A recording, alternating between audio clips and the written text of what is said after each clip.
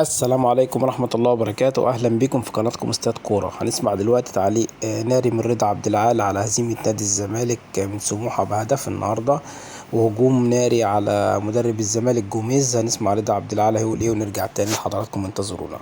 لا يا بطيخة أضاع أسهل مباراة لنادي الزمالك، ولو هو حابب إن هو يسيب الماتش لسموحة مش هيبدأ بالتشكيل ده. لو حابب يخسر المباراة مش هيبدأ بالتشكيل ده.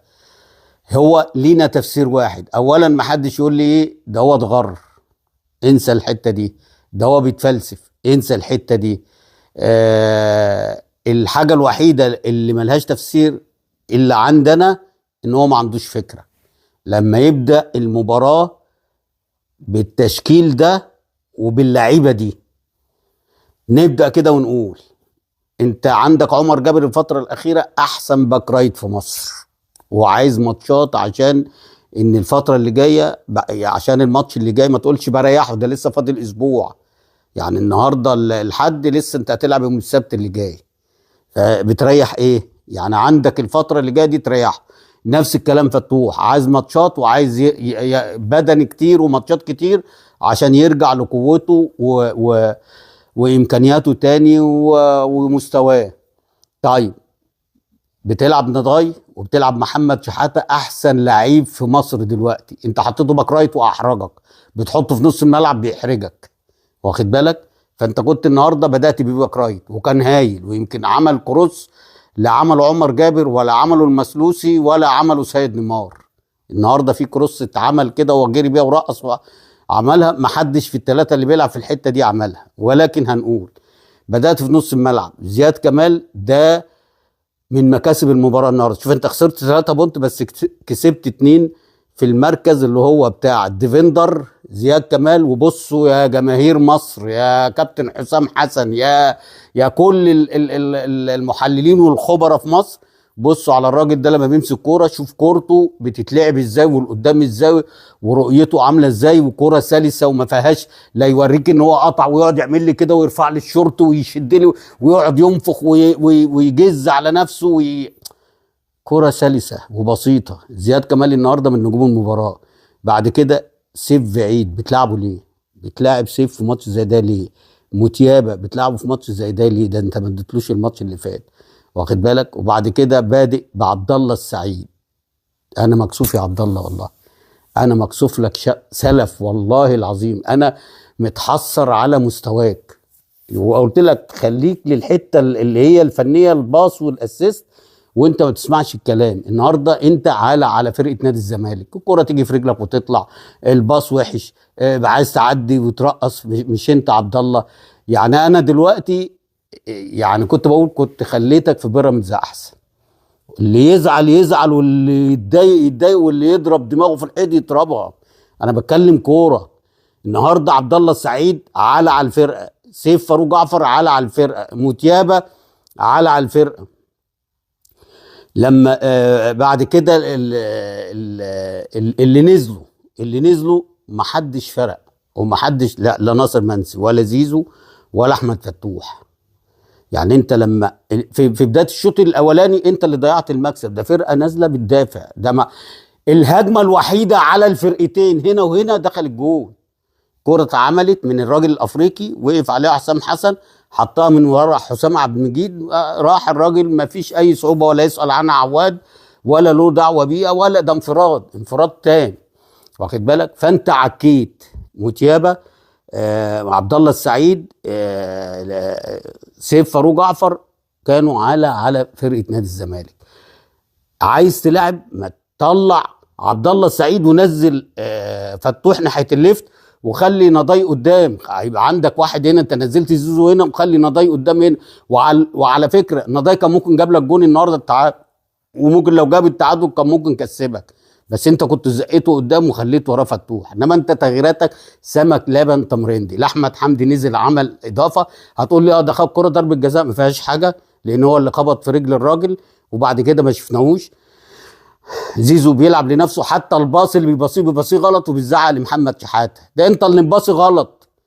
انت اللي اديت الكرة للراجل يعني الراجل هيعمل لك ايه؟ الراجل فارد لك على الخط، ما تعلقها له، ما تحطها له من ورا الراجل، واخد بالك؟ وبعد كده نزل ناصر منسي برضو ما فيش الكرات اللي احنا هنقول عليها عرضيات عشان ان هو يهبش فيها ويعمل فيها عشان.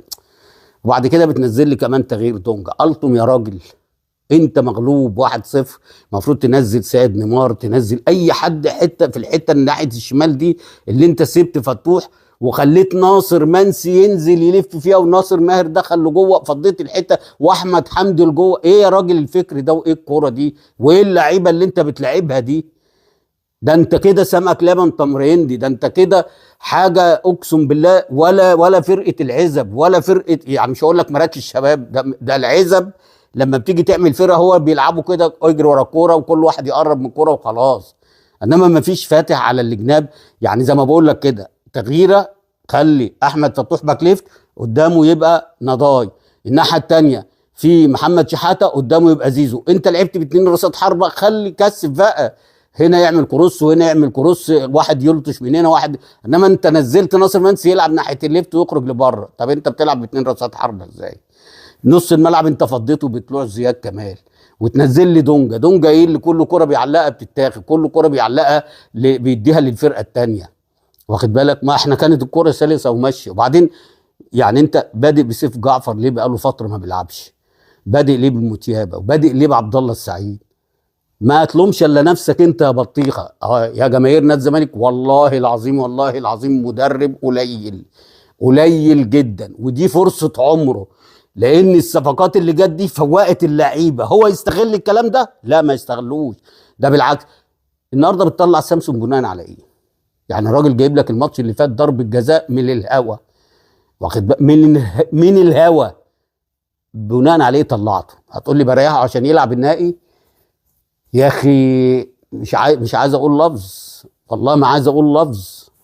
ده انت الكره ما عدتش عليك، واقف بس عامل لي كده وعامل لي كده، الكاميرا تيجي عليه قال يعني الواد ايه؟ دكر. لا انت مش دكر، انت مش فاهم حاجه، انت مش شايف حاجه، ولا عارف يعني ايه تغير، ولا عارف يعني ايه تدير مباراه، ولا تدير تشكيل، ولا تبدا تشوف المباراه عايزه ايه. والله ما في الا الكوره اللي راح الجون على الفرقتين هي اللي جت جون. قول لي الزمالك ضيع ايه النهارده؟ والنهارده محمود البنا هايل في حته ان هو ما حسبش ضربه الجزاء لان ما فيهاش حاجه.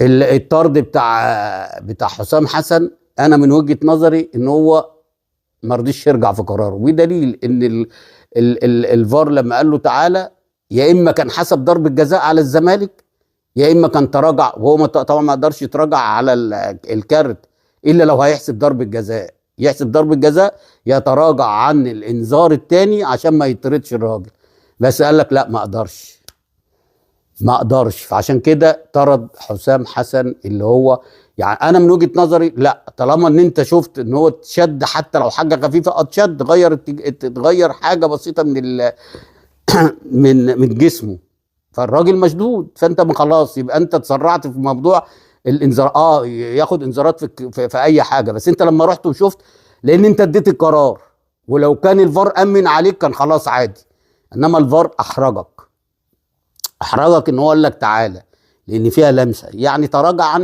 الكارت. مش هنقول لك احسب ضربه جزاء، ان الراجل ما طردش وكان هيغير، يعني بس انت خسرت الفرقه تغيير بتاع سموحه، ولكن انت اصريت. بس انا هقول لك بقى بمنتهى الامانه، لو للاهلي او للزمالك كنت هتطرد؟ ما اعتقدش. انا نفسي العداله تبقى على الكل، نفسي العداله تبقى على الكل، مش للاهلي وللزمالك، كلنا نطبق القانون بحذافيره، ونيجي لما تكون الحاجه على الاهلي والزمالك نعمل نفسنا ان احنا جهلاء بالقانون.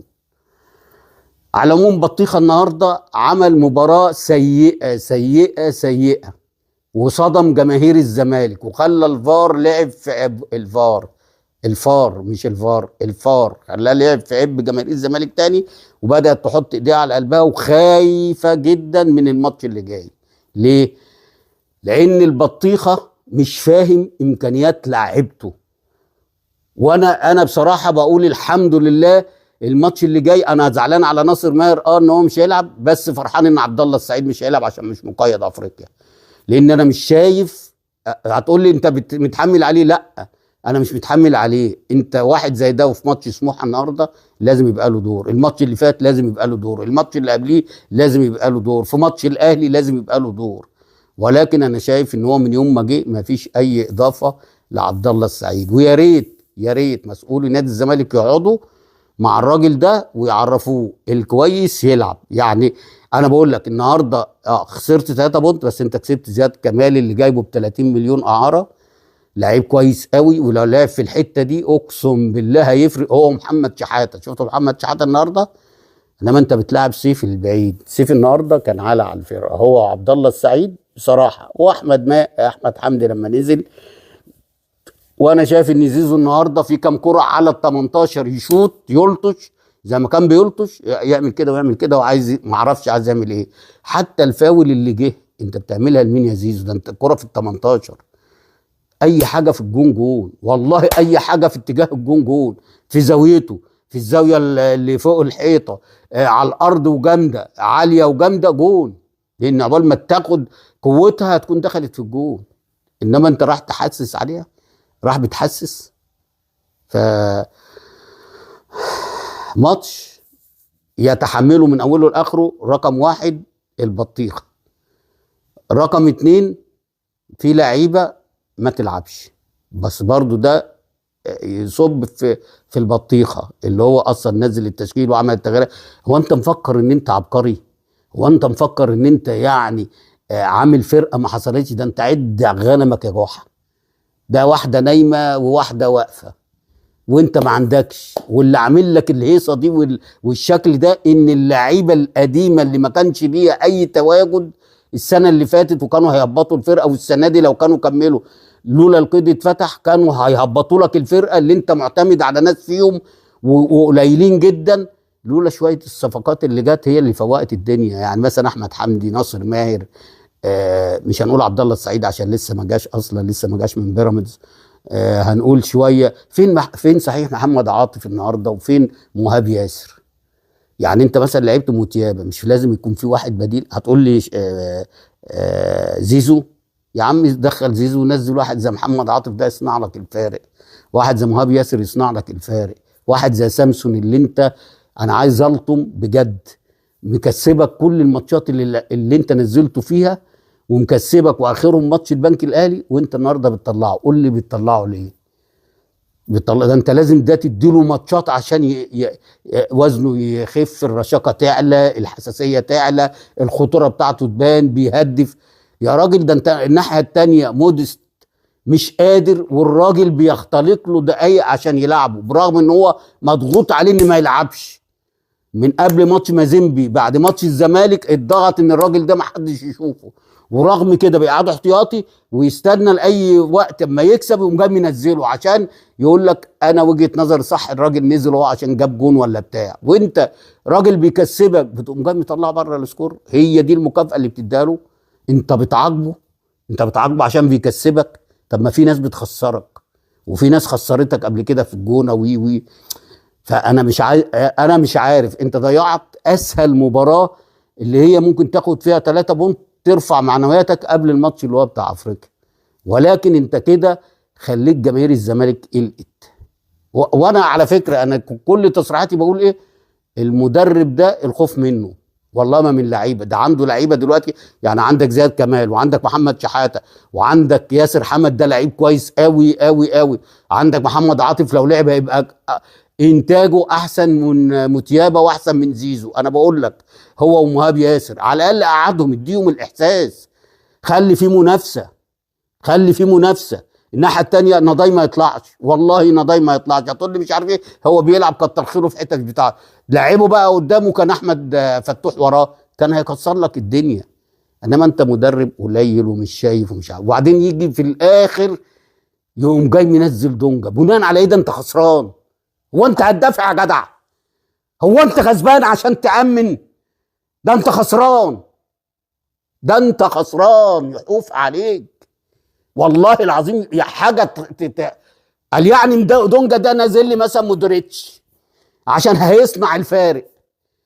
نزل يعمل لي الكرة كده تتقطع، يعمل لي الكرة كده يتقطع، يعمل لي الكرة كده تطلع قوي، وبعدين بيعمل لي واحدة لمحمد شحاتة ويقول له اعملها بدماغه. دماغه ايه ده؟ لو ده مش قادر يجيبها بايده عشان يعملها بدماغه. بطلوا تمثيل بقى ولعبوا اللي الصح. والله انت معاك تيم دلوقتي ياخد دوري، والله التيم ده رعب انديه كتير. شويه اللعيبه اللي جت دي صحصحت رعبت الدنيا. انا عايز انهي كلامي، بس انهي كلامي عشان في ناس زملكاويه كتير بتكلمني تقول لي لا يعني انت بتحامل مصطفى شلبي، ده مصطفى شلبي اهلاوي. ده انا مش شايفكم. طب وناصر ماهر ده ايه؟ جاي منين؟ من ريال مدريد. عبد الله السعيد جاي منين؟ من ريال مدريد. طب على الاقل ده ما لبسش فانيله الاهلي وهو اهلاوي. طب واللي لبس فانيله الاهلي ولعب للاهلي وخد بطولات مع الاهلي سواء ناصر ماهر او عبد الله السعيد ده يتغفل له. والراجل اللي بيقول مطلعين عليه اشاعه ان هو اهلاوي بس بينزل بيأدي. فانتوا بتكيلوا بمكيالين. فعشان كده ربنا مش هيكرمكم يا جماهير الزمالك يا اللي بتعملوا تفرقه، بتعملوا عنصريه. لا لا لا، انت بتدافع عن مصطفى شلبي مع انه ان هو اهلاوي. طب وعبد الله السعيد اللي لبس فانيله الاهلي وخد بطولات ده ايه؟ هتقول لي دلوقتي زملكاوي؟ ناصر ماهر هتقول لي دلوقتي ماشي دلوقتي زملكاويه عشان لابسين فانيله الزمالك، ماشي. انما اللي في القلب في القلب، اللي في القلب. واسالنا انا. ورجعنا لكم تاني، وطبعا بعد ما سمعتوا تعليق رضا عبد العال وهجومه على مدرب الزمالك جوميز وعلى اللعيبه بتاعه الزمالك بعد المباراه، وطبعا رد على بيقول على جماهير نادي الزمالك اللي بتهاجم مصطفى شلبي بتقول عليه اهلاوي. قال طب ما عبد الله السعيد وناصر منسي عبد الله السعيد وناصر ماهر كانوا بيلعبوا في النادي الاهلي، اشمعنى مفيش كلام عليهم مع ان مصطفى شلبي ما لعبش في النادي الاهلي؟ هو ده رضا عبد العال طبعا.